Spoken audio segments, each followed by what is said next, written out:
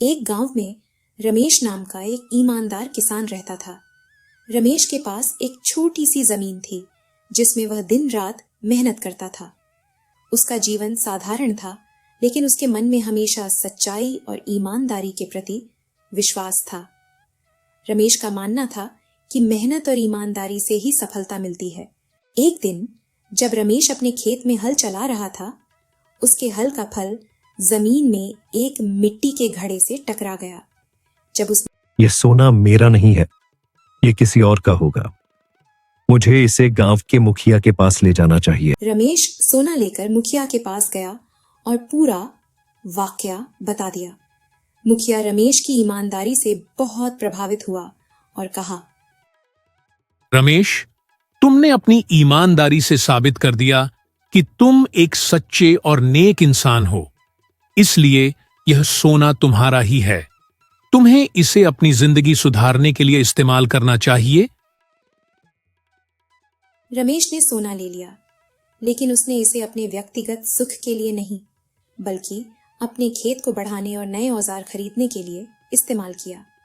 धीरे धीरे उसकी मेहनत रंग लाई और उसकी फसल गांव के बाकी किसानों की तुलना में ज्यादा होने लगी। उसने अपने गांव के दूसरे किसानों की भी मदद करना शुरू किया, उन्हें नए खेती के तरीके सिखाए और उन्हें सफल बनाया।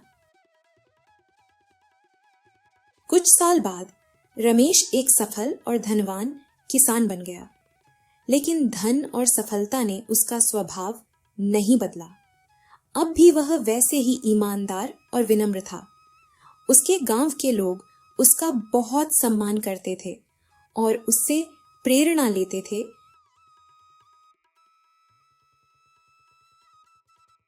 रमेश ने अपनी सफलता के साथ एक और बड़ा कदम उठाया। उसने अपने गांव में एक स्कूल खोल दिया जिसमें गांव के बच्चों को पढ़ाई का मौका मिलने लगा।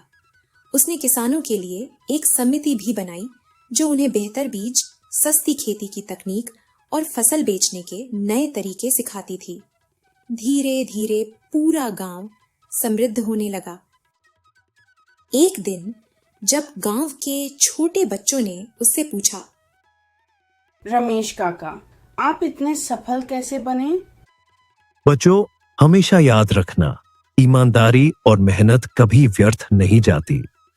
अगर तुम अपने काम में सच्चाई और लगन रखोगे तो सफलता तुम्हारे कदम चूमेगी। साथ ही अपनी सफलता का एक हिस्सा दूसरों के साथ बांटना मत भूलना।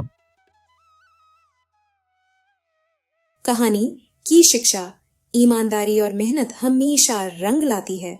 हमें हमेशा सच्चाई के रास्ते पर चलना चाहिए और अपने कर्म पर भरोसा रखना चाहिए। साथ ही अपनी सफलता को दूसरों की भलाई के लिए भी लगाना चाहिए, तभी असली सफलता का मजा है।